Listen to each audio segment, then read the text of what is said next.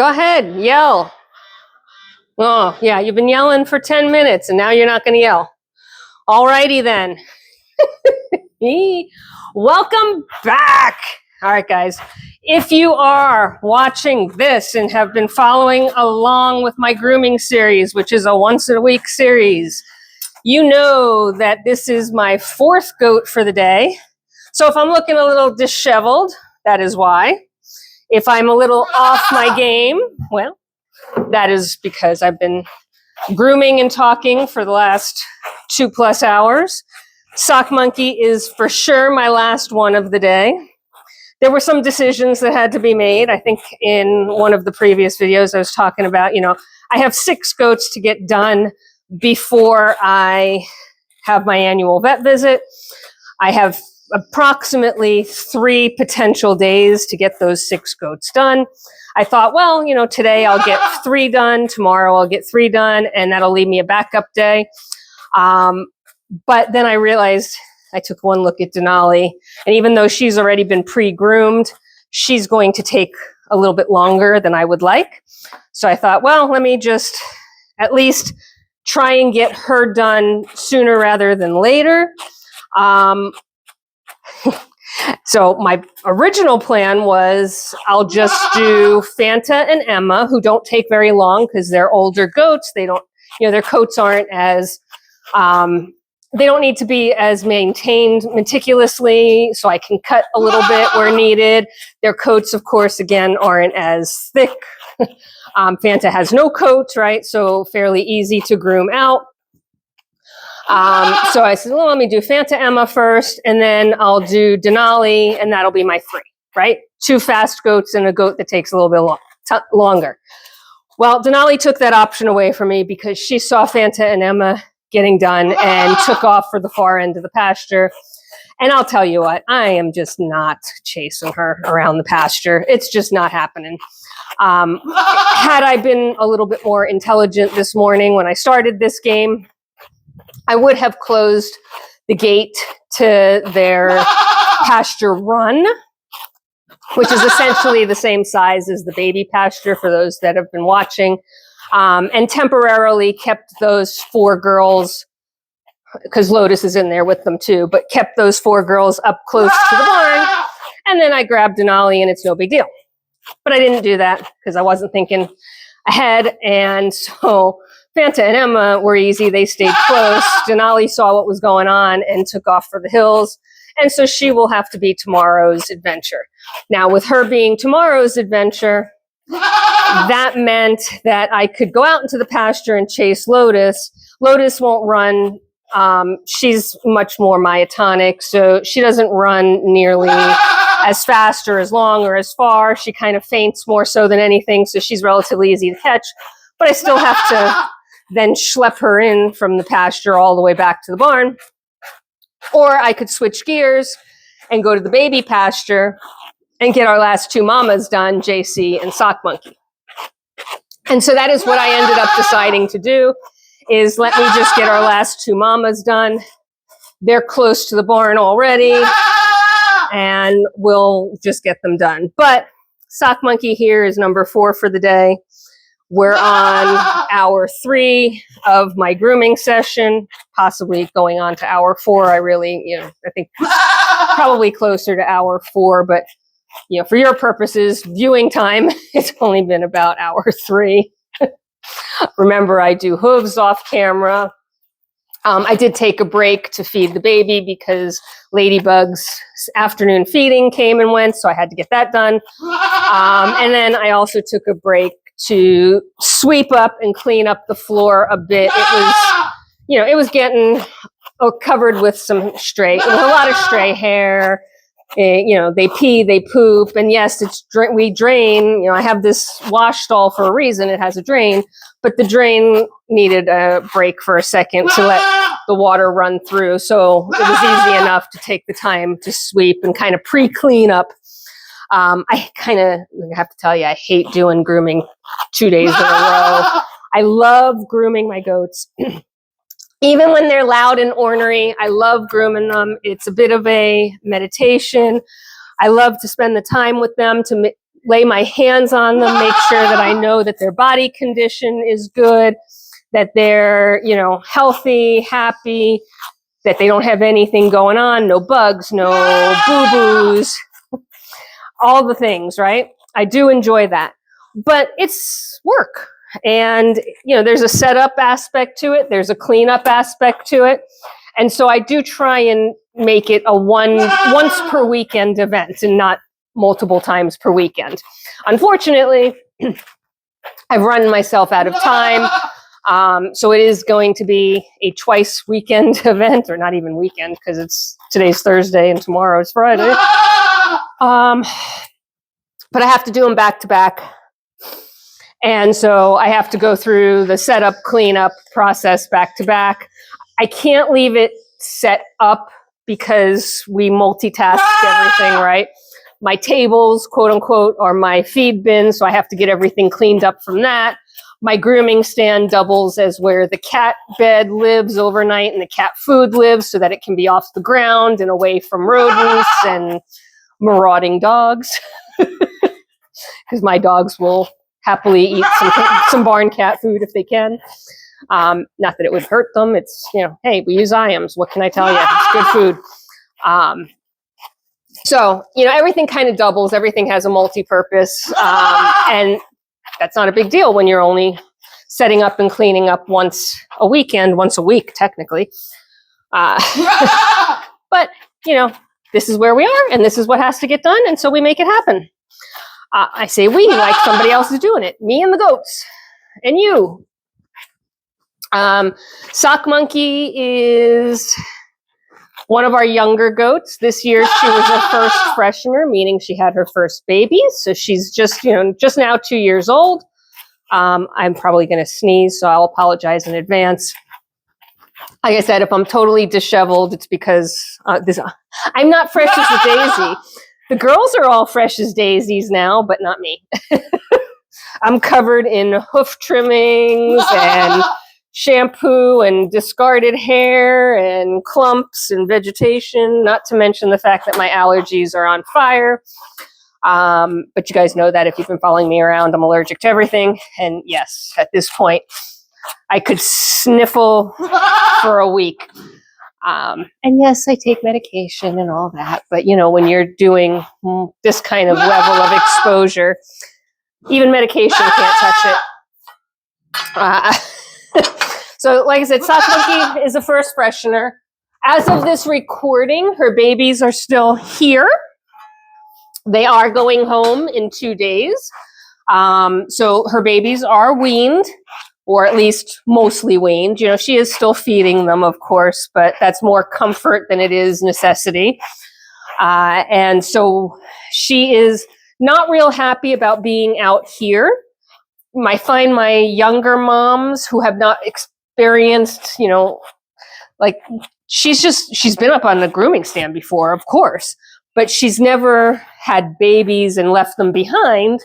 You know, so she's a little out of sorts, right? Her babies are not calling for her. They're not even answering her calls, which is probably distressing to her too.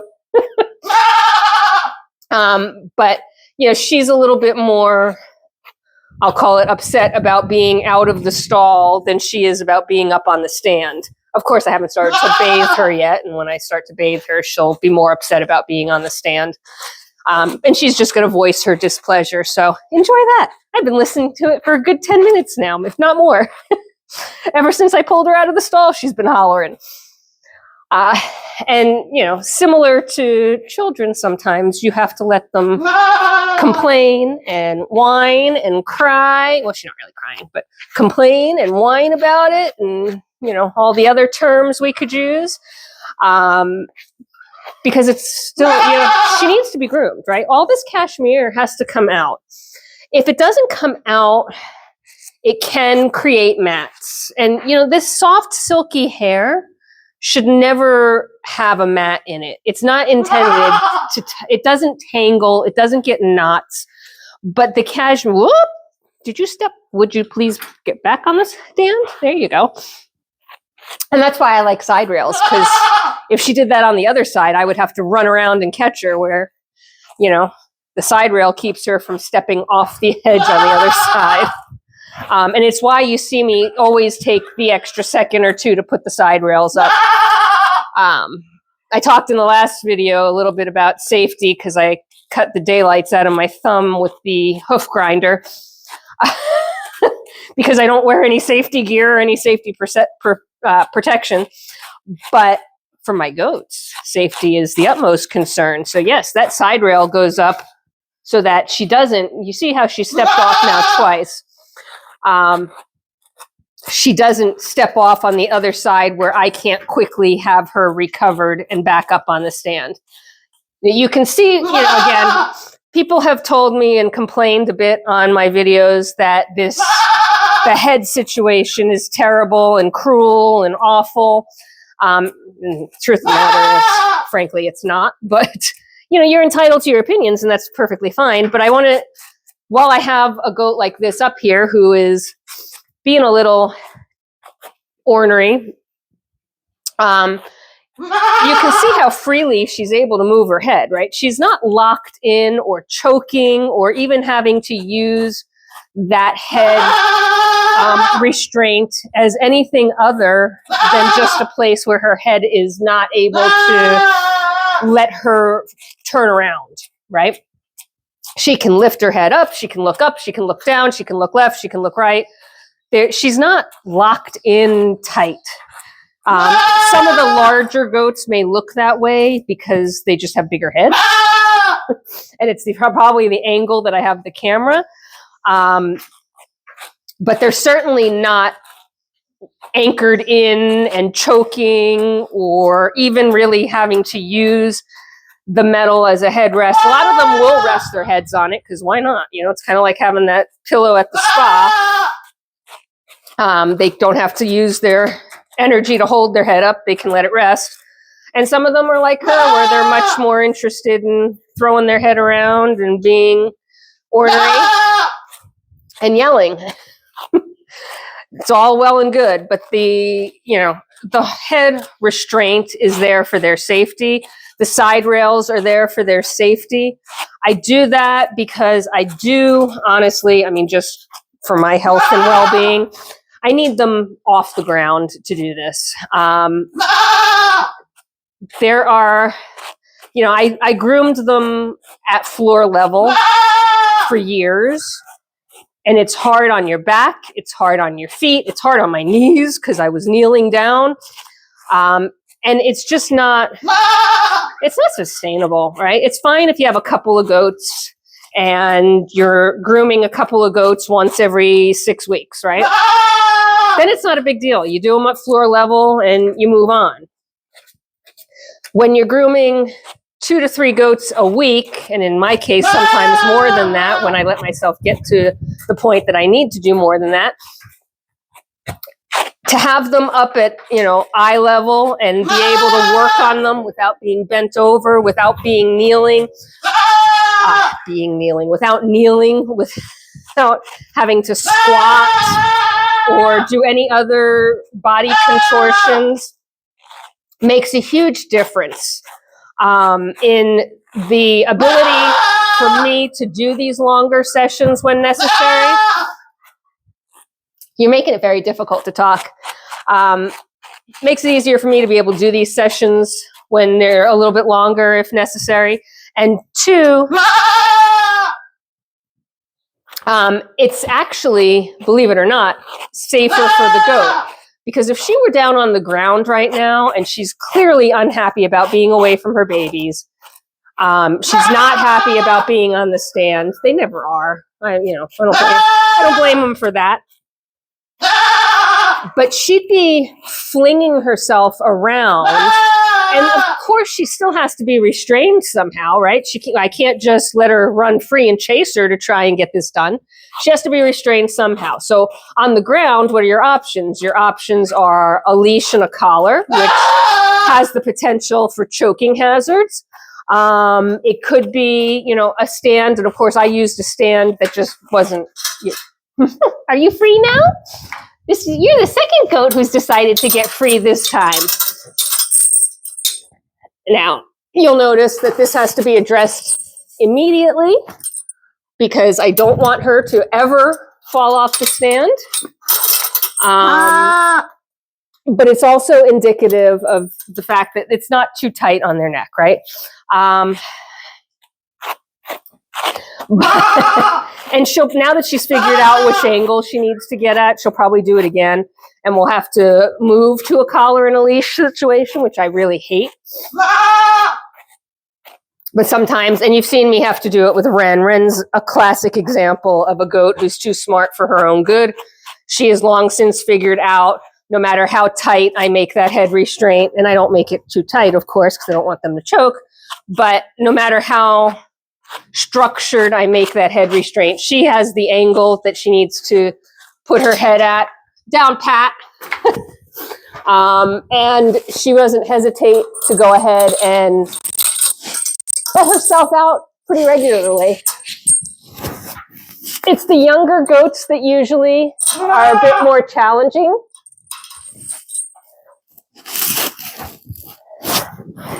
And, you know, again, when you work with goats, it's a lot of patience, a lot of understanding that, you know, you can't talk to them. They're not dogs. They don't have training like dogs.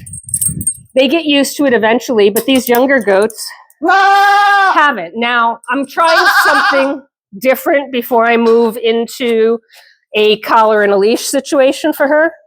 We're going to see if a little double lock, and you can see that this is not tight at all. But if that helps with her having to work a little harder to get out, and if she'll quit it. I don't know if she will. She will probably keep trying because she doesn't want to be here. And we're going to try one more time. See, it gave me a chance, right? It gave me the time to catch her, but I don't know if it's going to actually do anything helpful in terms of deterring her from doing it again, because she's had enough already, and we haven't even started bathing, so I don't know. Hopefully she'll finish out and sort of surrender. Clearly not. So what happens next is, one, I have to hang on to her because now I've made this whole contraption a bit of a problem. Two, we get her right back in because we don't give up. Goats don't rule the show as much as they think they do.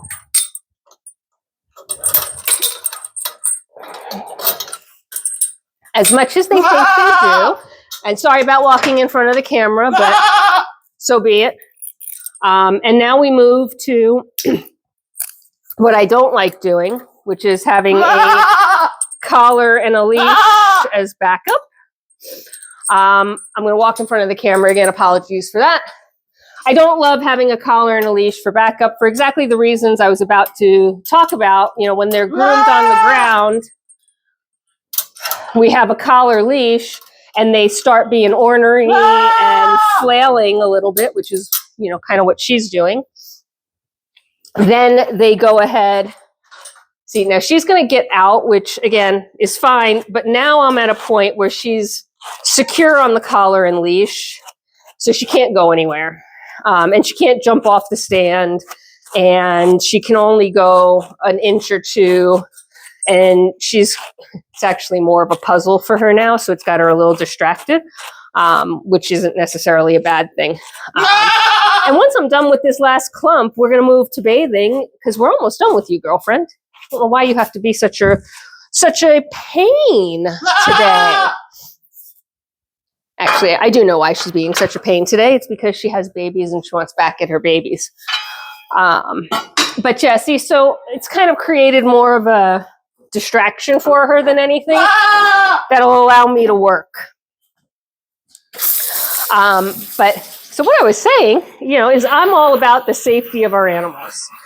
And the safety of our animals comes first and foremost, which is why I take the time to put the side rails up so they can't step off the platform.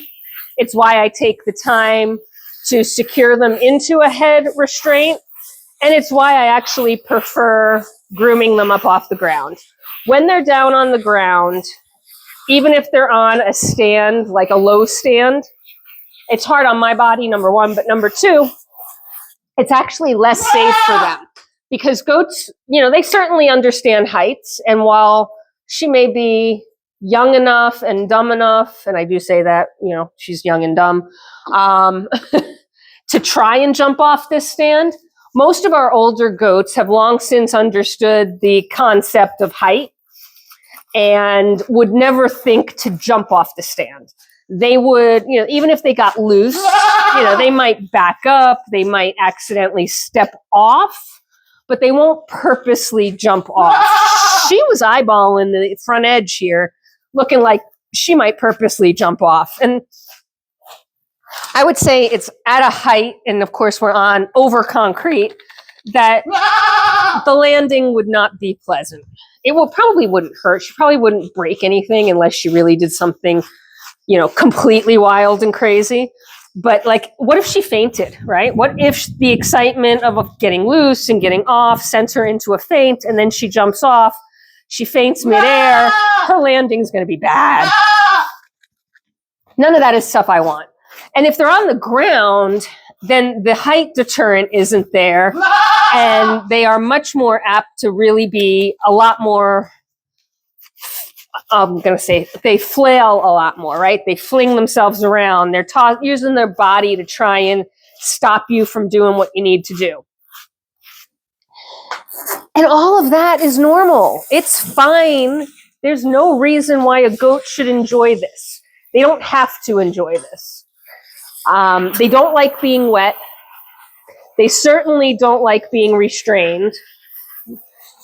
And that's the part that's driving her nuts, is she's restrained. And now she's got herself into a tangle, which is working on my benefit, to my benefit, so I'm leaving it.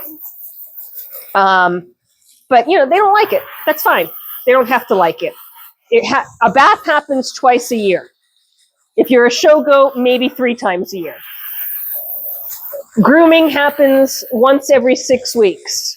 You know, this is not the extent of their life. And a few minutes of, you know, uncomfortable, I don't like this, to make sure that they're happy and healthy and their coats are good and they don't have pain from knots or tangles, or they don't have cashmere retain that's keeping them too hot all summer. That's worth it. That's worth it. You'll get over it. And this is really more so an issue with the younger goats, right? Even though she's 2 years old, you know, when you talk about the fact that she's 2 years old, right? She started going up on the stand when she was probably about 8 weeks, give or take, maybe 10. But even with that, what's the most she's been on the stand? 20 times, maybe? You know, because it's not every month, it's every 6 weeks. And so it's probably not even 20 times. I'm adding in the times that we prepped her for show. But she's not been on the stand a lot. You know, Emma, Fanta, JC, they're on the stand. They've been on the stand so many times that they know exactly what's happening. They know exactly what's coming. They know how long it's going to take, where it's going to feel weird, where it's going to feel good. She doesn't know all of that yet. And she doesn't necessarily understand any of it yet, right? And in 2 years, let's see. So she didn't get a bath her first year because she was a baby. So the first time she would have gotten a bath would have been that fall. And she probably did get one then. I'd have to look at my records to make sure, but let's assume that I was doing that I was actually executing what I say I do. So she would have gotten her first bath fall. Then she would have had a spring bath and another fall bath. So this is her 4th bath in her lifetime. You know, the reality is she just doesn't understand it yet. But you see what's happened. For whatever reason, she's not surrendered because she's still hollering and she's still mad, but she is a bit more tolerant right now. And she's a bit more tolerant because of the different restraints. she could still very easily pull her head out of that harness. And she's not, because probably because the chain is laying against her nose and because she knows she's got the collar and leash on. Now, she's not pulling against that collar and leash. There's lots of slack in there, but it's on. And she understands that because she's had a collar and a leash on before. So, you know, sometimes you just have to find the magic potion for the day. And yes, the collar is getting sopping wet and it's in the way, and it means I can't wash every inch of her neck. And you know what? Life is going to be okay if we don't get every inch of her shampooed. She's not going into a show ring. This grooming is really about making sure she's clean, she's shed out fully, she has, you know, she just feels good, right? She doesn't know that right now, but that's what it's about. It's about you, girlfriend, making you feel good. What she wants to do is be right back in with her babies. She does not want to be restrained in any way, shape, or form. And she's mad. Her udder's also pretty full. Again, I think I talked about this with JC, probably because she is weaning her boys. And she is not feeding her boys the way, and she's not letting them feed the way she was, but her udder is still producing, well, not her udder. She is still producing milk, so her udder is currently pretty full. And that's probably uncomfortable. And if you've ever breastfed, I have not, but my understanding is that, you know, there's that drying off period is hard. It's not comfortable. You have to let that pressure build up a bit in order for your body to understand to stop producing. If you keep bleeding it off, the body keeps producing. So, you know, the easy thing, and the thing I thought about before my brain kicked in when I was first starting out, is after weaning, I should just milk them a little tiny bit, right? Just to alleviate the pressure. Let me just take some of that pain away. It's not even pain, I guess, discomfort, right? That pressure. Maybe it's a cramp. I don't know what it feels like. But I have to imagine that it's not the most comfortable thing in the world when you're producing milk and your milk has nowhere to go. Well, you know, kind of duh on me, right? There we go. Now she's going to try and pull out. She's reaching the end, but so are we. You know, like, again, my instinct was, let me alleviate the immediate discomfort. So not milk her, because I don't milk our goats, but certainly I can milk a couple of squirts, more than a couple of squirts, but, you know, milk a little tiny bit out just to relieve that pressure, that immediate pressure. Well, you know, that sends a signal to the body that it's being used and therefore produce more. So unbeknownst to me, I was making things worse, right? I was kind of continuing and perpetuating the cycle. So I learned that pretty quickly and I stopped. But that's where she's at right now, right? She's got babies that she wants to get back to. She's not feeding them, so she's uncomfortable in her udder. She doesn't like being restrained, so she's mad about that. And frankly, she's probably also sensing from me that I'm tired and my patience is at ground zero. So, you know, we work together on this. What you will see from me, though, is that unlike the other goats where I sort of gave up and rinsed off the side that I was on rather than let that sit for a few minutes, I'm not doing that with her. She needs to sort of learn how this works. Girl, if you poop again, I don't know if you have any poop left in you. You have pooped 3 times since you've been on the stand. Yeah? All right, well, I heard you. I'm not listening, but I heard you. So you know, I am going through the process in the normal order that I would, which is shampoo, condition, leave the conditioner in on one side, do the other side, then come back and rinse the conditioner off the first side while the second side sits. And that just allows the conditioner time to work. And I really can't with her. Then we're going to use the conditioner spray as a finisher. That I'm going to call it, you know, kind of the Rain X factor, right? And don't come after me, Miss Brand. I'm not using you. I don't even know if that's a rule. Can I say that? It allows for stuff to sort of roll off and not get stuck in her hair as much. So that when I put her back up on the stand in 6 weeks, and hopefully she's a little less ornery, and of course we won't be doing a bath, so she'll certainly be done a lot faster. Hopefully that will put us in a position where she doesn't have much vegetation caught in her hair. It's a fast groom, and she's off the stand in 10, 15 minutes rather than off the stand in 20, 30 minutes. So she is my last goat for the day, which looks like probably a good thing because it's about to rain. I haven't mentioned it in a couple of grooms, so I'm going to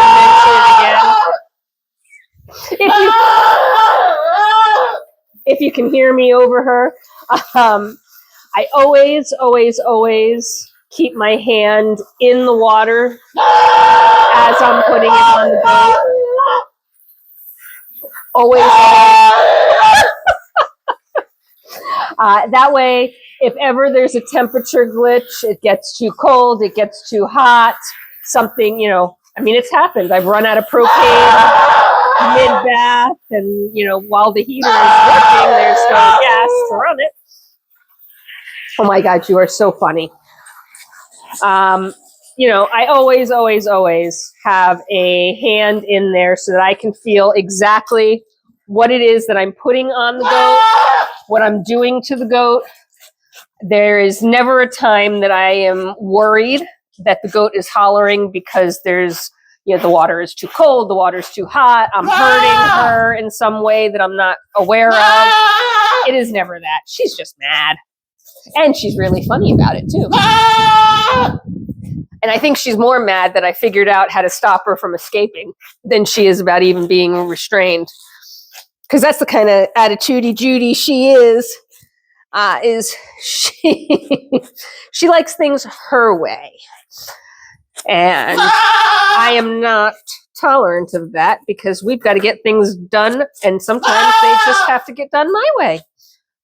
And at the end of the day, I'm bigger and I'm going to win. Yeah? We've got to spray you down one more time and run a brush through you one more time. Do you think you can manage this?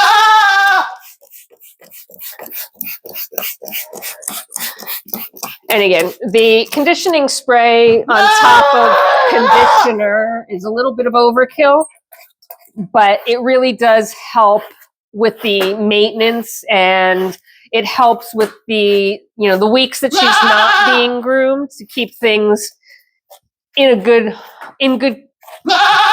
The conditioning spray helps keep her in good condition is what I was going to say. And then I stopped trying to think about a better word. And I didn't have one because my brain is completely and totally fried. So we are going to call it a day. I am finished with Madame Petunia here. That is not her name. She is Sock Monkey. And I am going to get her back to her babies, which will make her much happier. I am going to do some cleanup. I still have to record some videos for our normal twice daily videos because I haven't done that, and I have nothing for tonight, which is due in about 3 hours. Not even. It's probably due in about 2 hours now at this point. So I have some catch up to do, and as always, until next time, there's work to be done. Bye for now.